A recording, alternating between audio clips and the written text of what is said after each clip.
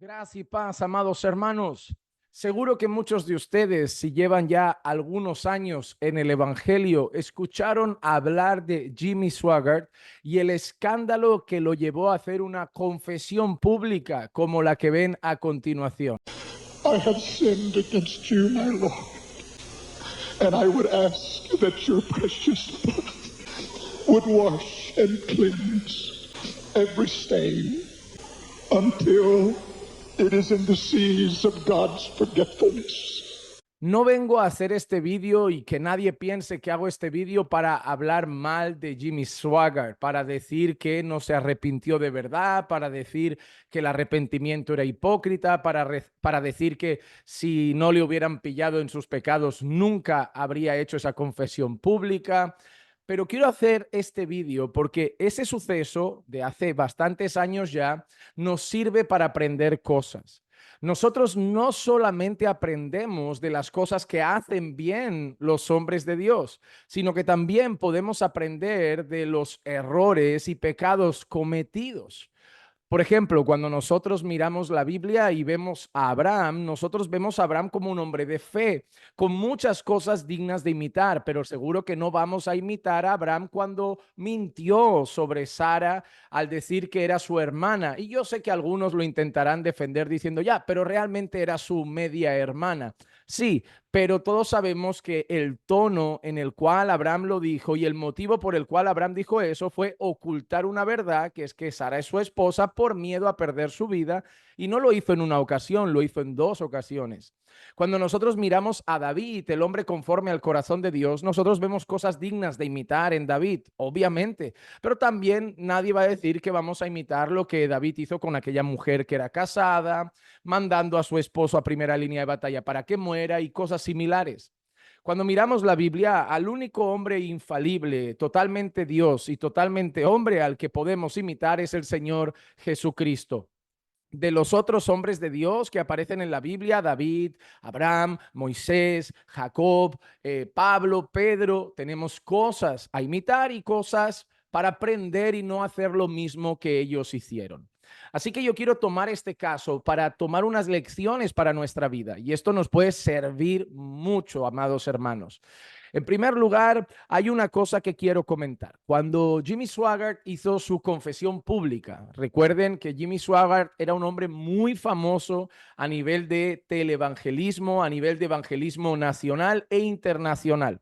Llegó hasta el punto que no sé si algunos la tendrán, pero Jimmy Swaggart se hizo una Biblia de estudio de su ministerio, creo que se llamaba la Biblia de estudio del expositor, una Biblia pensada en predicadores y llegó a eso, a televisiones, fama a nivel mundial, llenaba estadios predicando, pero tristemente se le descubrió cometiendo más de un pecado. A Jimmy Swaggart se le descubrió con problemas con mujeres, cometiendo adulterio, cayendo en pecados de inmoralidad, y también se acabó descubriendo que Jimmy Swaggart había tenido problemas financieros en el sentido de cómo administró y utilizó mucho dinero.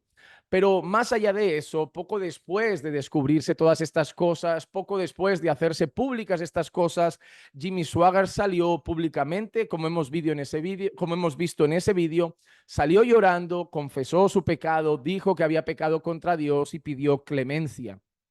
Pero hay una cosa que Jimmy Swaggart dijo en esa escena, dijo en más de una ocasión, además no lo dice solo en una. Si alguno has visto los vídeos extensos, los vídeos completos, cuando todo pasó, en alguna ocasión Jimmy Swaggart dice, el diablo me hizo hacerlo.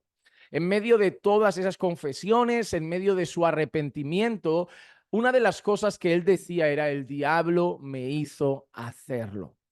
Y hablaba de las tentaciones, de cómo el diablo le provocó, buscó la manera, cómo tumbarlo, ¿no?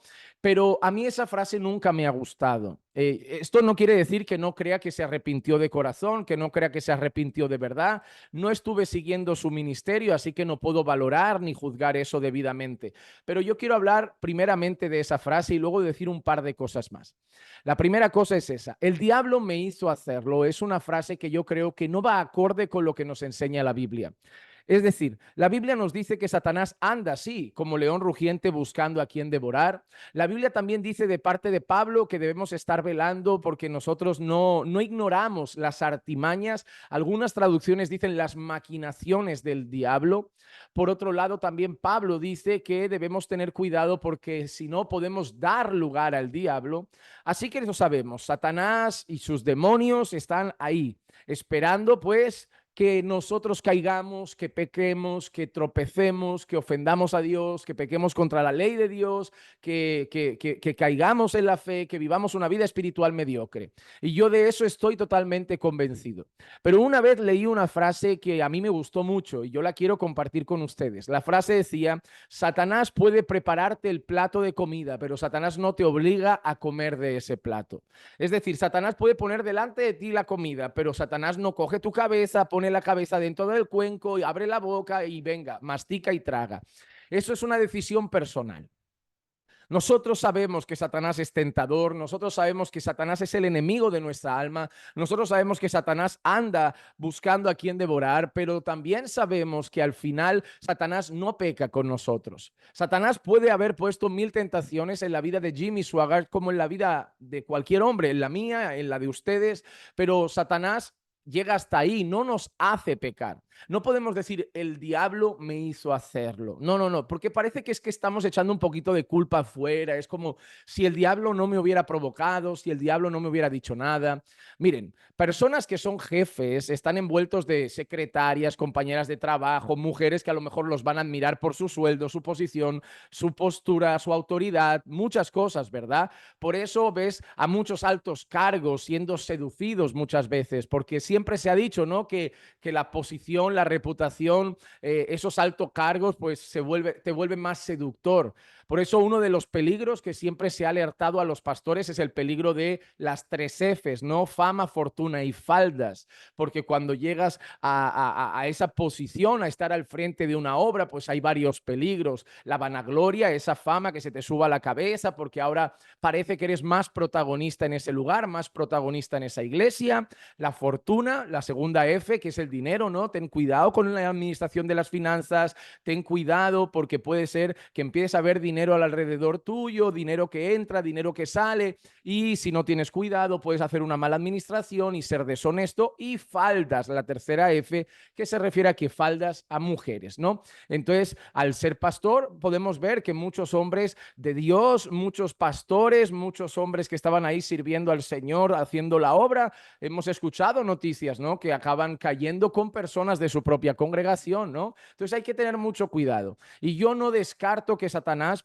ponga tentaciones, ande por ahí, pero nadie se mete en una cama, nadie flirtea, nadie roba dinero y nadie esto si no quiere, ¿no? Al final la tentación llega, pero nosotros podemos evitar la tentación. La Biblia dice, el sabio ve el pecado y se aparta, ¿no?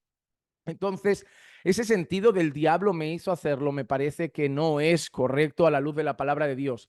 Antes de decirte la segunda cosa que quiero decirte sobre este vídeo, me gustaría que comentes, ¿qué piensas de esa frase? El diablo me hizo hacerlo. ¿Tú crees que realmente podemos culpar al diablo de nuestros pecados o su límite es la tentación, como entiendo yo a la luz de la palabra, y somos los únicos culpables de nuestros pecados?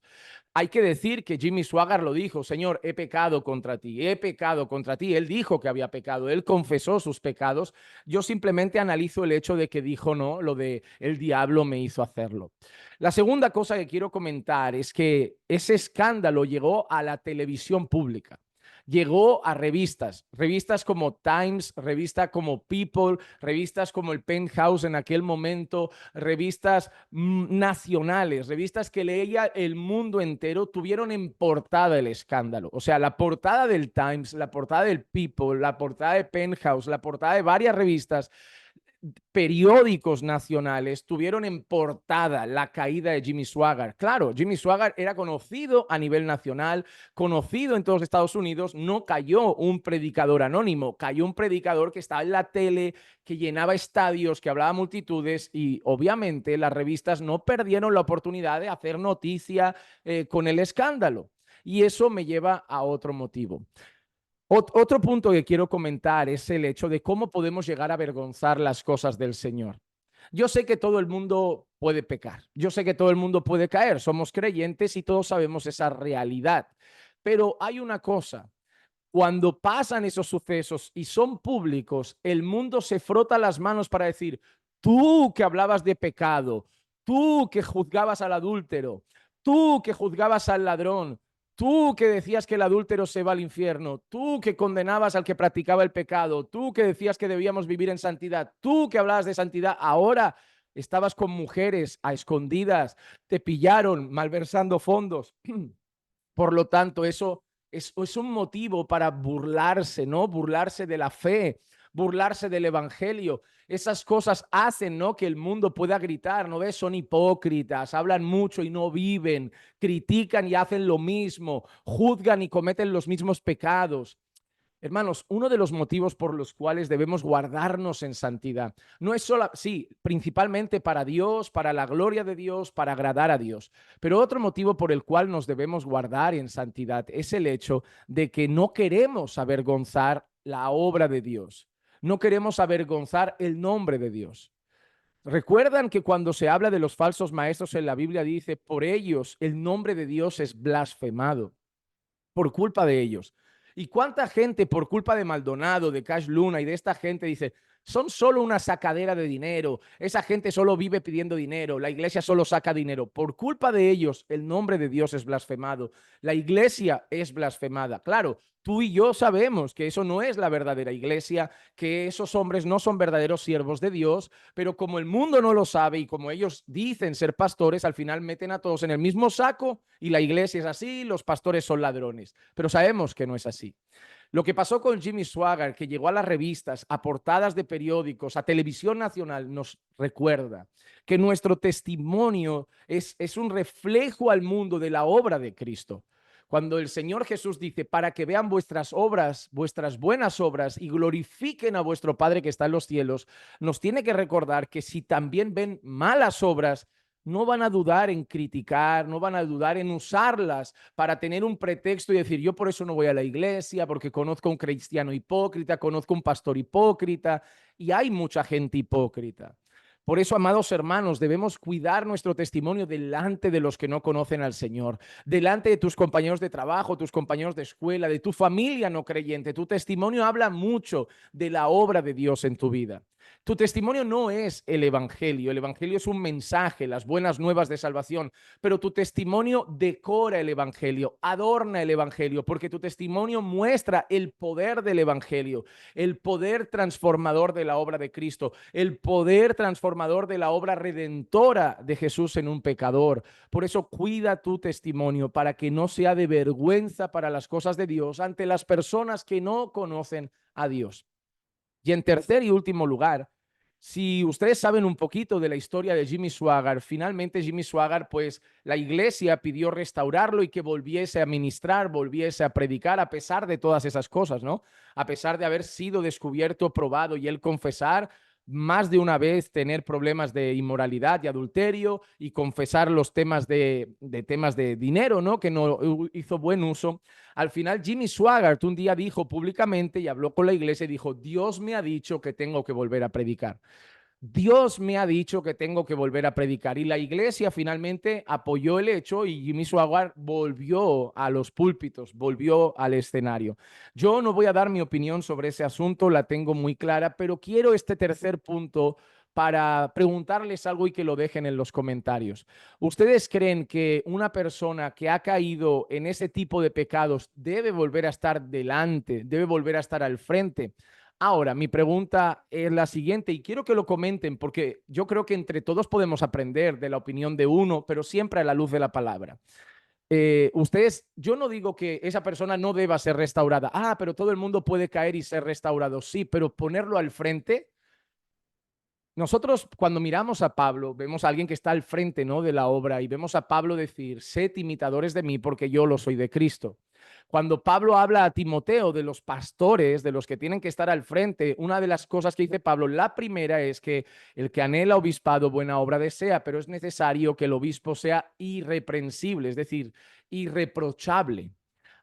Entonces, mi pregunta es, ¿Puede una persona ser restaurada? Sí, pero yo pregunto, ¿debe esa persona volver a estar al frente, como al frente de la obra, al frente de la predicación después de esas cosas? ¿O ustedes piensan, no, a ver, puede estar en la iglesia, participar, pero ya no estar delante hablando de familia, de santidad, de matrimonio? Porque puede ser que la gente ya no le dé crédito, puede ser que las personas ya no confíen en su palabra, puede ser que las personas ya duden mucho de la veracidad de sus hechos, puede ser que algunos incluso no crean en la verdad de su arrepentimiento, y por eso es mejor que esté otra persona y él siga al Señor y haga su obra cuidando de su matrimonio, que ahora es lo más importante, y esas cosas. ¿Qué piensan ustedes sobre eso? En esos casos, ¿un pastor debería no volver a pastorear y predicar? O si ustedes dicen, no, yo creo que la restauración puede ser completa, puede volver ahí. En tal caso les pregunto, ¿y si cae otra vez ya no? ¿Cuántas veces tiene que caer para no ponerlo? ¿Cuál es la vara de medir? Me encantaría de verdad saber su opinión. La pueden dejar aquí en los comentarios. Espero que este vídeo, como siempre, les haya hecho pensar, les haya hecho reflexionar y sobre todo nos haga examinarnos y decir, cuídate tú, porque tú también puedes caer. Que la gracia y la paz de nuestro Señor Jesucristo sea con todos y cada uno de ustedes siempre. Y recuerden que los amamos en el Señor.